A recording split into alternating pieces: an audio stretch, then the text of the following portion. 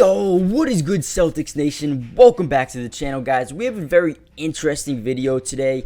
As we all know, we're 4 days into free agency and things are getting really quiet. The Celtics have added Delano Banton, O'Shea Brissett, Jordan Walsh so far in the offseason, also Kristaps Porzingis, but there's still one big domino that has yet to fall, and that is Damian Lillard. Now, over the past couple of days, we've heard a lot of, rumors coming out that the Celtics are actually interested, and they're actually doing their due diligence, trying to see what it would take to acquire Damian Lillard. Now, I am on the side that we cannot give up Jalen Brown, and I know a lot of you guys are on that same stage. You guys think the same thing as me, but then there's also a different side of the Celtics fan base who is like, you guys have to get rid of Jalen Brown and we have to go get Damian Lillard. Now, we're going to be going through some trade packages that I've seen on the internet, and one article in particular breaks down, I think, 3 different trade articles or trade rumors that we could potentially send out to get Damian Lillard. So that's what I'm going to be breaking down in this video. I want to hear from you guys. What do you think it would take to get Damian Lillard? Do you guys think we should trade Jalen Brown, or do you think that we should go the route of trying to do whatever it takes to keep Jalen, Jason, and Kristaps Porzingis together while still being able to land a guy like Damian Lillard? Before we get into the video, smash that like button, subscribe if you're new, join the family. I will be covering the entirety of the NBA offseason, which includes the Celtics and the rest of the NBA. And I'm going to be streaming Summer League games, so if you want to come watch some games with me, watch how Jordan Walsh and J.D. Davidson and some of those young guys play, join the family, turn on post notifications. But without any further ado, let's get into today's video. Okay, now before we get into, some of the trades that the Celtics could potentially put on the table to go out and get Dame, I do want to show you that this is facts. Like, the Celtics are, according to Chris Haynes and Bleacher Report, which this is verified, so you got to kind of listen to them. They say Clippers, Timberwolves, Celtics, and Pelicans are all among the teams to reach out about a potential Damian Lillard trade. Now, what this is saying, it's not saying the Celtics are on their phone right now saying, yo, let's get Dame, what am I to give up? This is Chris Haynes saying that the Celtics have been interested in the past, and they're a team that he believes will at least pick up the phone at some point and say, what would you want for Damian Lillard? And I do believe that Jalen Brown would not be included. I think Brad Stevens has been talking about Jalen Brown and Jason Tatum and Porzingis fit all offseason long, or over the past couple of weeks anyway. So I feel like he wouldn't try to trade Jalen Brown in this. Now, I do know it's a little bit scary that Jalen Brown has yet to sign an extension, but I have heard that it's just a matter of time before it actually gets said and done. Now, the thing I really wanted to show you is this article right here. This talks about a lot of different options that the Celtics, potentially have to trade. Now, it says it's been widely reported that Miami is a top destination preference for Lillard, which we know he wants to go to Miami, but they don't really have the ammo to go out and get Dame Lillard. Like I said, the Trailblazers want nothing to do with Tyler Hero. Maybe they want Bam Adebayo, but Miami's like, listen, we don't want to give up Bam Adebayo. And then the Trailblazers are saying, well, if you don't want to give up Bam Adebayo, you better go find some other teams to give us what we want. So that's been very, that's been stated from day one. Now, going down here, they're going to start talking about offers. Now, here is the first offer, and this is one offer that when I look at, I'm like, okay, this is something that I might actually do. There is one part of it which makes me a little bit nervous, but let's go over. So, offer 1.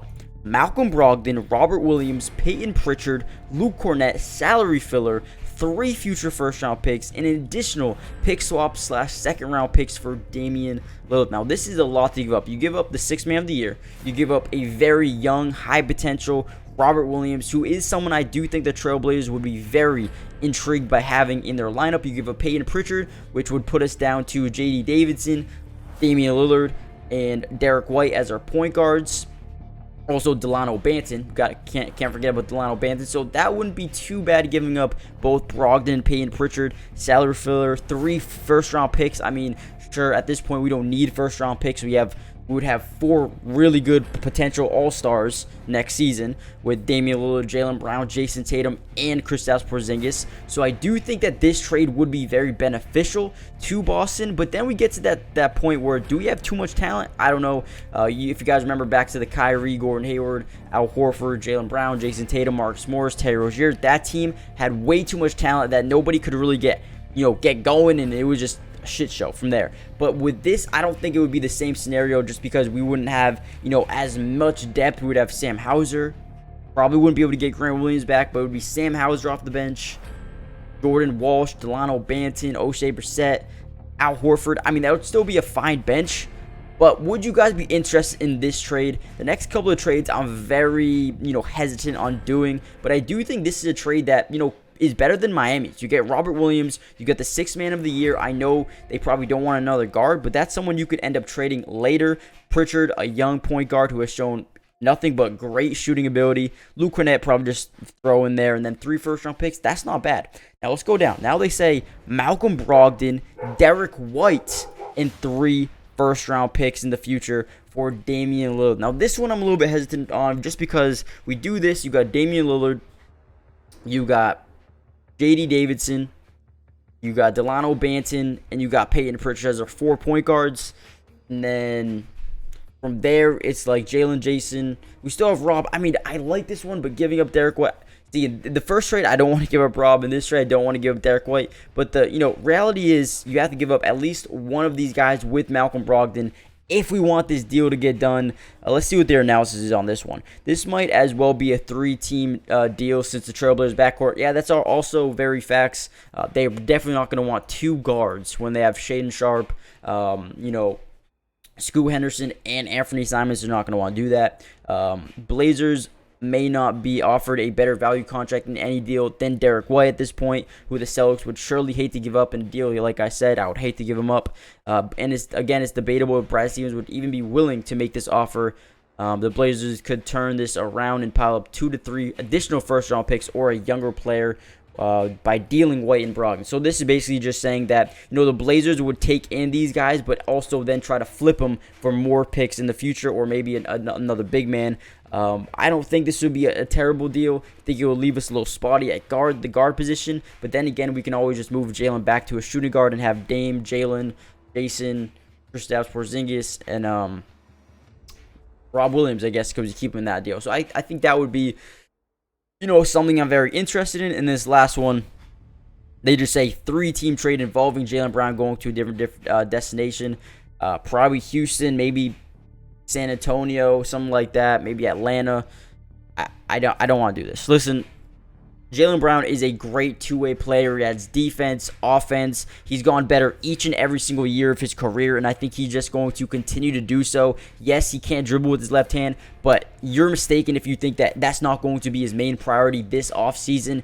The man is going to, listen, he averaged 27 points a game last year. That can go up to 28. That can go up to 29, maybe even 30.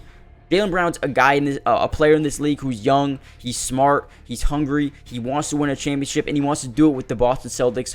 If you listen, we just traded away Marcus Smart, and Jason Tatum's already on the internet saying, I can't wait to, rejoin forces with you. And who knows, maybe that means Marcus Smart's going to come back to Boston, or maybe Jason Tatum's going to go out and pair or sign to a different team at some point. We're already showing, and we've already been a team in the past to display nothing but disloyalty to our players. Isaiah Thomas, now Marcus Smart. You go out and trade Jalen Brown, more disloyalty with that as well. If you really want to spread that disloyal, energy to this team, then you might as well say bye-bye Jason Tatum in 2 years, because he's not going to want to stay with the team that he's been preaching all summer long. Re-sign Jalen Brown. He's been saying that. Get Jalen Brown back. And if we go out and trade him for a guy on a 2-year deal who potentially might not even want to be here, Damian Lillard's going to leave. Jason Tatum's going to leave. And, we'll be in for a very long rebuild. We won't have those first-round picks to rebuild around. We won't have those Nets picks anymore. This will be it. So I think Brad Stevens really got to be sturdy, keep Jalen Brown, and see if we can trade some other pieces. We'll see if it happens, but it's going to be very interesting to see.